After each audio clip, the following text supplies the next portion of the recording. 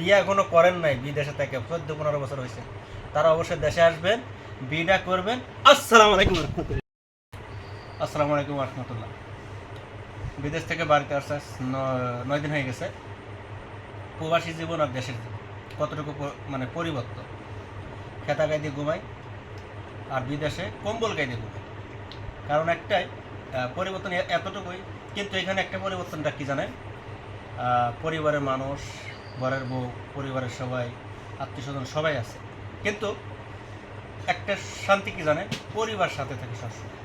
আর বাইরে যখন থাকি আমার সাথে শুধু আমি একাই থাকি, আর কেউ থাকে না। তার কারণ এই জন্য ভিডিওটা বানাইতেছি, পরিবারের সাথে থাকাতে একটা শান্তি। যারা বিদেশ আছেন হয়তো তারা জানেন যে দেশে আসলে কতটুকু শান্তি।